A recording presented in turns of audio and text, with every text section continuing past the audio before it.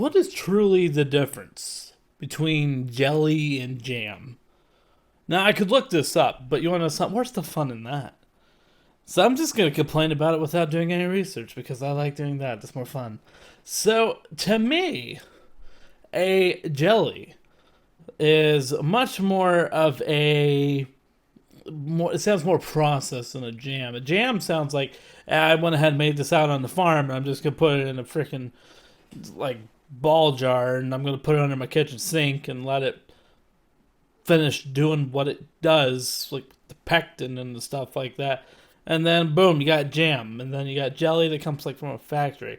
That's kind of what it seems like to me. But when you actually look at the ingredients, okay, if you actually take the time and look at the ingredients, there's no ingredient difference. I know that one because I looked at that. We had this discussion at work one day. And there's no ingredient difference whatsoever. So what truly is the difference between jelly and jam? Because I don't know. I just imagine it has to do something with that process of jellifying it or whatever the heck. But I don't know. I figure one of these days I'm going to have to get a jelly, a jam, and then a seedless version of whatever it is, probably strawberry or grape, and do a blind taste test to really see if I know my jellies, my jams, and my seedless. Kind of interesting, right? If anybody has never done a blind water taste test, by the way, I highly recommend it. Because if you were to take these two waters here, you got Our Family Purified, and then you got an Ice Mountain that's a natural spring water, I will tell you what, the two do not taste anywhere near the same. If anything, you'll believe it or not, you'll actually find that the Purified actually tastes better than the Ice Mountain. But you would only know that if you did a blind taste test. Something that I kind of want to do again sometime in the future. But regardless, this is the Fat and Happy Show, everybody. Let's get to it.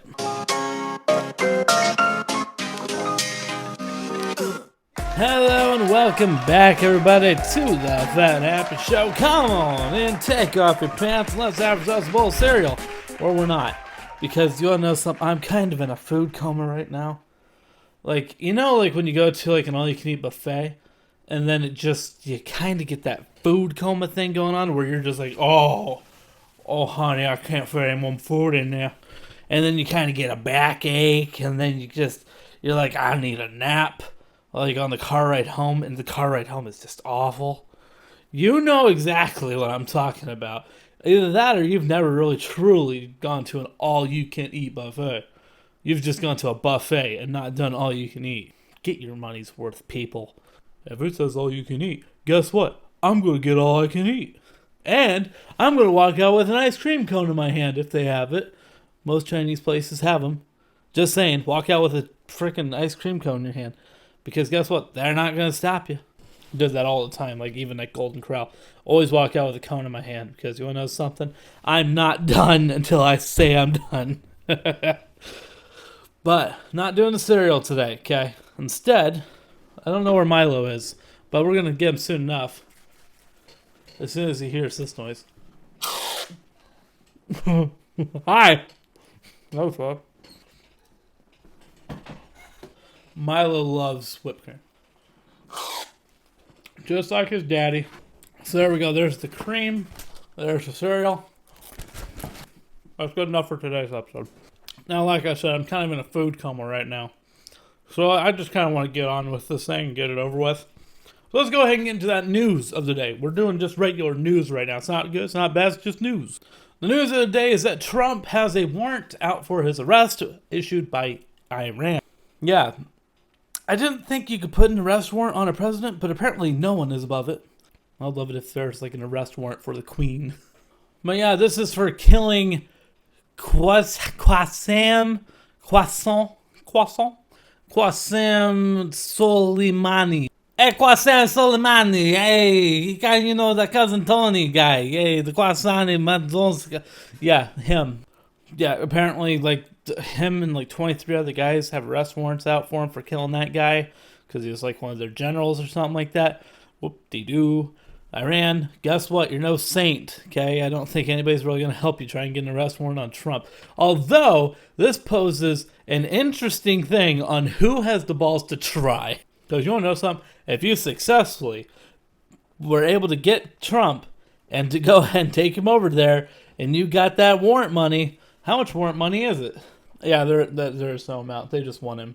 You want to know something? Put a couple $1 million down on U.S. currency, and you might have some crazy redneck be like, damn, honey, we're going to be rich. I'm going to go get that Trump guy, send him overseas. Yeah. Like I said, I'm very, very tired right now. This is going to be a fun episode. But also, Trump got banned from Twitch. This one's not surprising. Personally, I think the fact that he hasn't been banned from Twitter is amazing. But to be quite honest, Trump just needs social media taken away from him. He just needs to learn to shut the fuck up. Because for real, he wouldn't be seen as bad of a president as he is if he would just shut up. Just let your frickin' White House press determine what you post and make it politically correct. I get that his whole thing is being not politically correct, but he'd be in nice lukewarm water if he would just shut up. But no, that frickin' pot is so boiling it's gonna kill a lobster on contact. Here's the bad news of the day, everybody. We got some bad news. There's a new influenza found in pigs that some researchers over in China found, and they're like, uh-oh, this could cause the next pandemic. And get this, the researchers are already getting sick and showing influenza symptoms. Just like China. Stop it. Stop it. You're looking at the bats. You're looking at the pigs. What are you trying to do? Find the deadliest disease in the world to wipe us all out? Because right now your track record sucks. Okay? I don't understand. Like, it pisses me off when I read that. I was just like, of course, China is going to be the one to find the freaking bat, the bat one. And now they're going to go ahead and freaking find the pig one. Oh, God.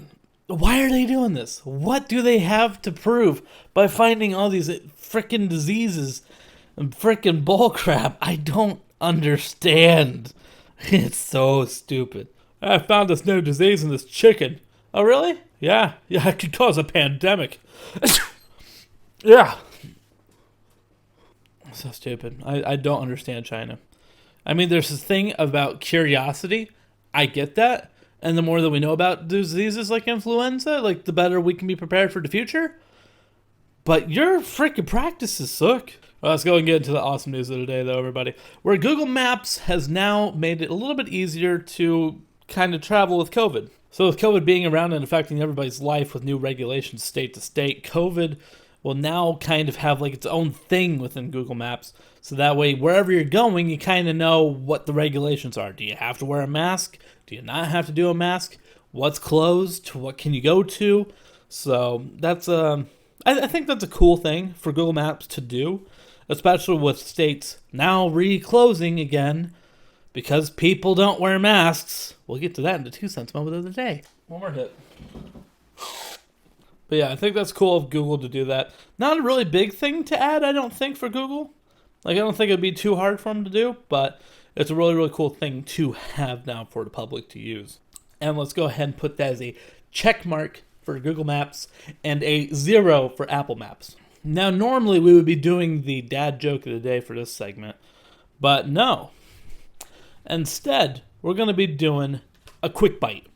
This is a new segment to the show where I'm going to be taking a quick bite of something new to me, and I'm going to kind of give you a live review. Where today, thanks to some friends, I got the Wendy's Baconator Pringles.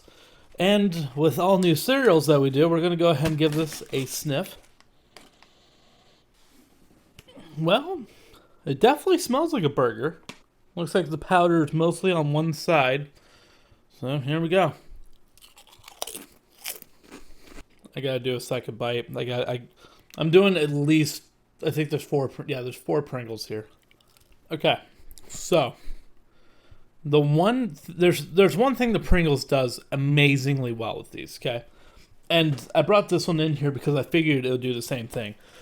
Sweet corn. Okay, the taste is second to the smell.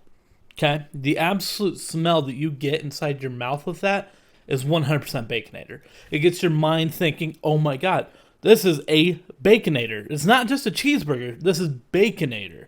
It has a very distinct smell of a Baconator. But the one thing that I don't like about it, and I read on the ingredients, is the tomato. I'm very much someone who loves my sandwiches to be plain, and I can't make that plain. But the fact that it does have that smell, really, it'll help me finish the can for sure. But it's interesting. But yeah, there's specifically tomato powder, and as soon as I read that, I was instantly like, it's going to be a strong tomato taste. But it's the smell I can't get over. Like, I'm going to go back into these for a second, just because, and these are available at Walgreens. The Baconators are going to be available basically everywhere. They're just kind of slowly rolling it out. God, that still gets me every time. This is buttered sweet corn, okay? And the smell, it's weird. I'm not going to lie, I kind of forgot how good these are. These are actually pretty good if you like sweet corn, and if you're especially from Indiana. But the smell that they got with it is amazing. I need to clean my palate, though, because all I smell is corn now. But I give it up to Pringles. Pringles absolutely takes normal and throws it out the window. Every single time. They're just like, ooh, hey, this is a normal flavor. Get out of here. And they go ahead and they bring in some weird new crap. I'm waiting for them to hit chocolate. As soon as there's chocolate Pringles, my chips are all in. But yeah, that was a quick bite for this episode. And let's go ahead and get into that pet photo of the day, where we have a moo-moo. First moo-moo, I believe. I'm going to put the name up. Wait, no, it's this side. I'm going to put the name up with the cow. And, just if you're in America, that's Taulouze. Taulouse. But I'm pretty sure it's just a fancy way of spelling too loose. If I had to take a guess, I think it's too loose. But I absolutely do love that name. And it's a very cute cow. It's a very, very cute moo-moo. Hopefully that moo-moo is not going to be slaughtered someday, because otherwise I'm going to feel really, really bad. Because you don't name your beef. If you're going to name your beef, then there's something wrong with you. You don't do that. You don't go, wow, Betsy was really, really good. Especially her ribeyes. Those were moving. And then you start comparing them. Betsy was pretty good, but Harold, he had some fine fillets. He had some good marbling going on. Don't compare. Don't name your beef. Don't name your chicken unless you're getting eggs from your chickens, because that's perfectly fine. But now, it is time to get into that 2 cents moment of the day. Now is the part of the show where Kyle gives his 2 cents. It's a mad world out there. With this pandemic going on, all of us are basically being required to wear masks, or at the very least, you consider it. I would say most of America has at least put on a mask at least once now. Where if you look at places like Japan and China, they've been doing this for years. So, it was just a matter of time before we got on the bandwagon. But a lot of people don't want to wear the masks. And why is that? Well, they're uncomfortable, of course. It's nothing too grand to wear. Not most of them are just like either a blue, maybe a black. There's nothing too fancy about them. Personally, I have quite a few different choices, so that way I can be fashionable. Right now I have an American flag one that I can wear with pride over Memorial Day weekend and now the 4th of July. But a lot of people don't have that option. They kind of are just left with the boring, traditional vanilla type masks. But if you don't want to wear a mask, well, how does society view you? You cannot wear a mask and kind of go around, but I feel that anybody who doesn't wear a mask right now during a pandemic of all things is kind of seen as a douchebag.